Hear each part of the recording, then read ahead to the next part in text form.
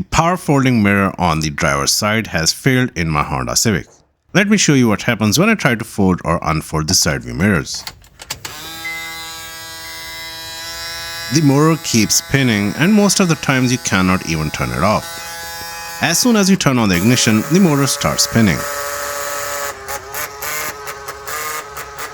This is a common issue in older Honda vehicles and it usually happens due to a broken gear inside the mirror assembly. In this detailed video, I will show you step by step how to open the mirror assembly and replace the broken part in this 8th generation Honda Civic. Let's get started. To repair the mirror, you will first have to remove it from the door. Remove the round plastic cover on the door just behind the base of the mirror. Inside, you will see a nut for the mirror. There are actually a total of 3 nuts holding the side mirror in place, but 2 are behind the door panel. So we will have to remove the door panel as well. First, locate the small cover behind the door handle. Use a small flathead screwdriver to gently pry it open, revealing a screw inside. Remove the screw with a Phillips-head screwdriver. There is also a plastic retainer clip behind the door handle. Push the center of the pin to unlock the clip. Use a pick to remove the clip. This is optional as the clip will come out with the door panel after you press the center pin. Next, remove the window switch panel. Using a trim removal tool or a flathead screwdriver, carefully pry up the switch.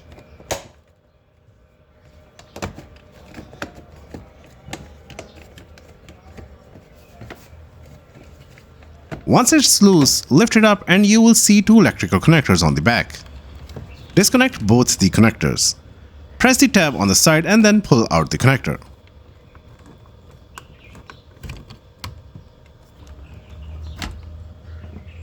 With the window switch panel out, you will see a screw underneath. Remove the screw with a Phillips-head screwdriver. Now it's time to release the door panel. Starting at the bottom, insert the trim removal tool and gently pry outward. You will hear the clips popping out. Work your way around the panel until all clips are released.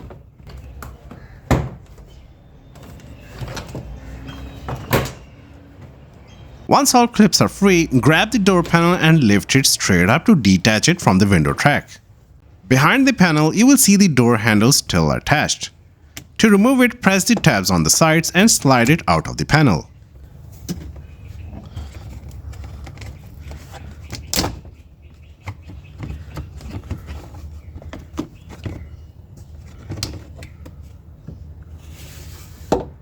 Inside the door, you will see another round plastic cover which you will have to remove.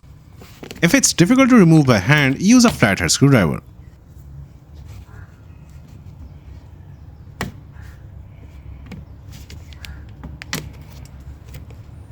Inside the hole, you will see the other 2 nuts.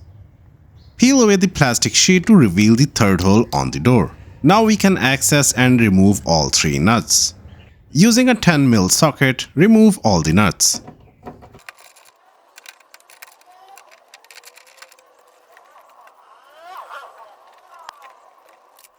Disconnect the electrical connector for the mirror. Press the tab on the side and pull it out. There is a plastic clip that holds the wiring harness against the door to keep it secure. Remove the clip using your pliers. After all the nuts are removed and the wiring harness is disconnected, it's time to pull out the side view mirror.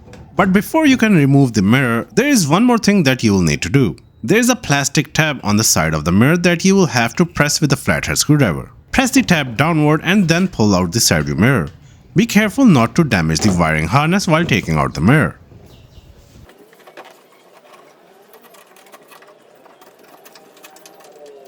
With the mirror removed, we can now disassemble the mirror and see what's broken inside. Remove the screw on the plastic cover at the bottom with a Phillips-head screwdriver and then remove the cover.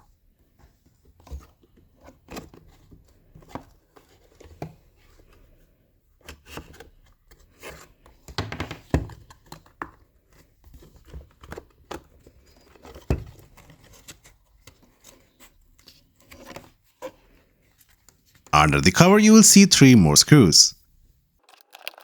Remove them with a Phillips-head screwdriver and then take off the base of the mirror.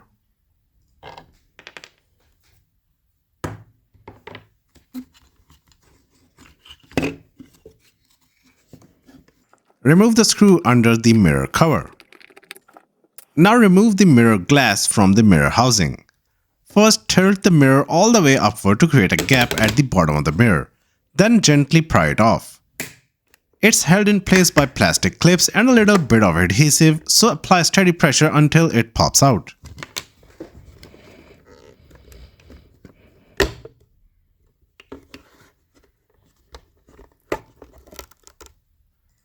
Remove the 4 screws on the inner cover. Then take off the cover.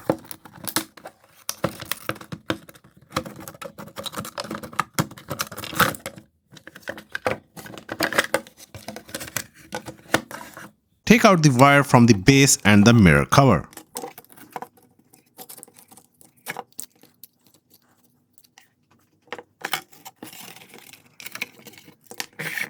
Disconnect the electrical connector for the turn signal light.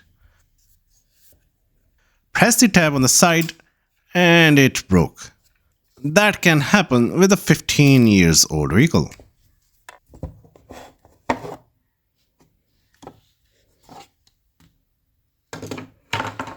The motor and gears are under this cover. Removing it might be challenging due to the age of the vehicle. The plastic becomes brittle and can break easily. There are plastic tabs all around the cover, which I will try to not break while removing the cover. To free up the cover, I'm going to apply some contact cleaner around the cover. There's a circuit board behind the cover, so do not spray anything else, only electrical contact cleaner. If the cover still does not come off, tap the side of the cover a few times.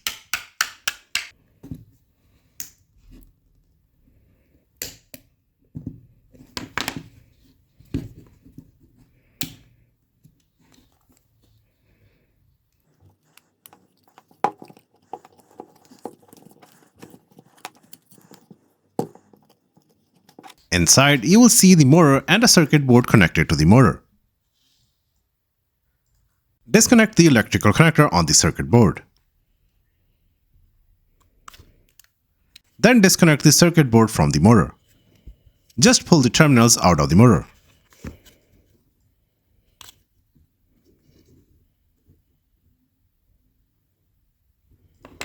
Inside, you will see another cover which is held in place by 2 screws. Remove the screws using a Phillips-head screwdriver. Now take out the cover along with the motor.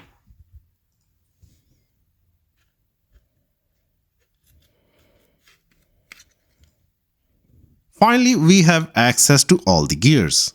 I can see some damage on the plastic helical gear, but it's not a lot. Maybe the worm gear is also damaged. Time to inspect the gears after taking them out. Let's take out the plastic worm gear first. Okay, so here's the problem. The worm gear is severely damaged. The teeth in the middle are completely gone. Let's take out the helical gear connected to the second worm gear made of metal. There is a little bit of damage, but this will have to be replaced as well. The good thing is that the helical gear can be detached from the metal worm gear, so I only have to replace both the plastic gears. Let's take a look at the other round metal gear as well.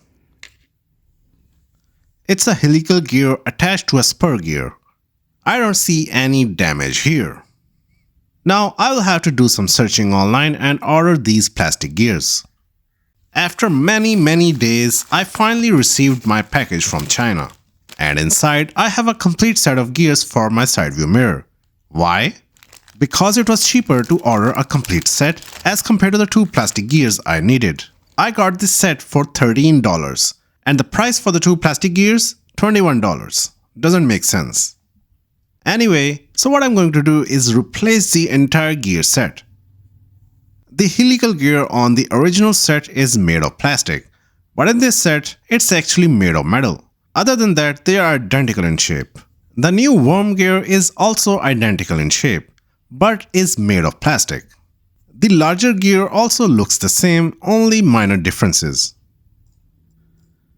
The new metal worm gear did not come with the small caps at both ends, so I will have to transfer them from the old one.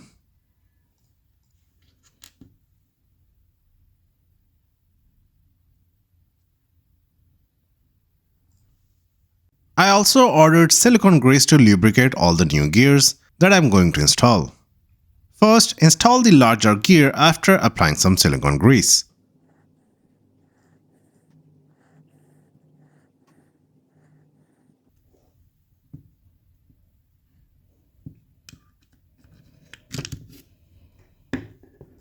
Then install the metal worm gear with helical gear.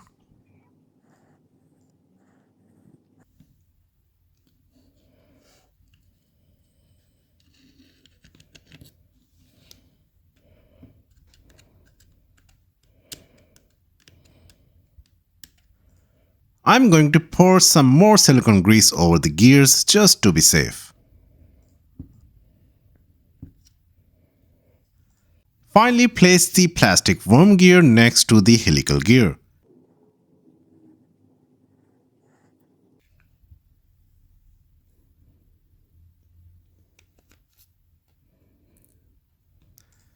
The motor shaft will go inside this hole on the worm gear when you close the cover. Double check that all the gears are seated properly and are properly lubricated. Insert the cover back into the housing and reinstall the screws. Reinstall the circuit board. Just press terminals on the circuit board into the motor.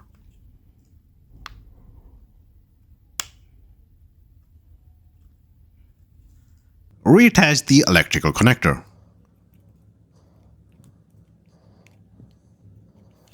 Secure the cover onto the motor housing.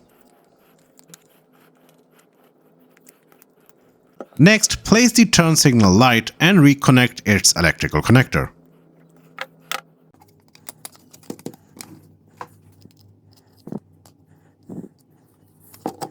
Reinstall the outer cover.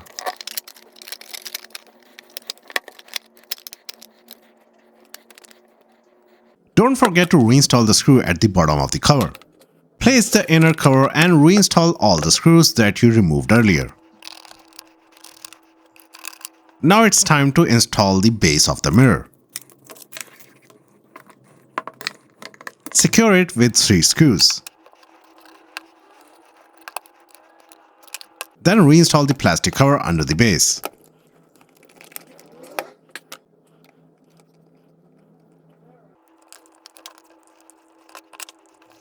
Before installing the mirror glass, put a little bit of glue on the mounting plate. Now take your mirror glass and align it with the mounting plate. Once lined up, press the mirror firmly in the center until you hear it snap back into place.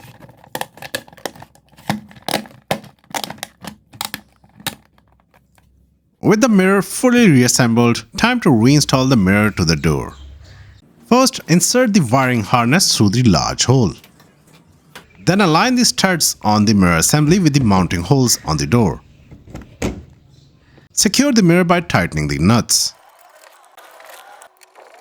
Be careful not to over-tighten as this could damage the mirror or door frame. Before connecting the electrical connector, make sure that the wiring harness does not cross the window glass track, as this will damage the wires when you lower the window. Route the wiring harness behind the window glass track to keep it clear of moving parts. Insert the clip back into the hole on the door panel to keep the wiring in place. Now reconnect the electrical connector. Just slide it in until it clicks into place. Reattach the plastic sheet on the door panel. Then reinstall both the round plastic covers. Now it's time to reinstall the door panel. First, reattach the door handle.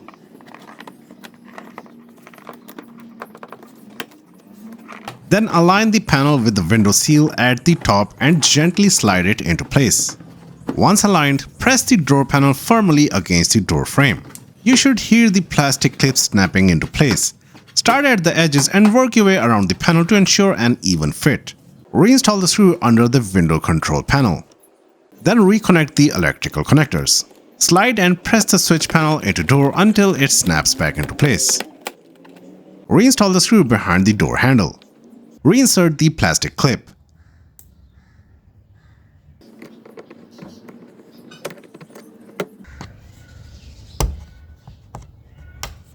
Then place the cover back on. With the door panel fully reassembled, now it's time to test the power folding mirrors. Let's see if all that patience and precision paid off.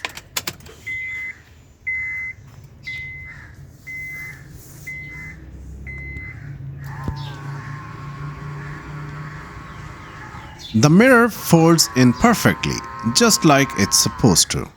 No weird noises, no hesitation, just pure satisfying functionality. It's always such a rewarding feeling when you fix something yourself. Not only did I save some money, but I also learned a lot about how these mirrors work. If you have got a similar issue, I hope this video gave you the confidence to tackle it yourself. If you found this video helpful, give it a like and subscribe to WheelsJoint for more car maintenance videos. Thanks for watching.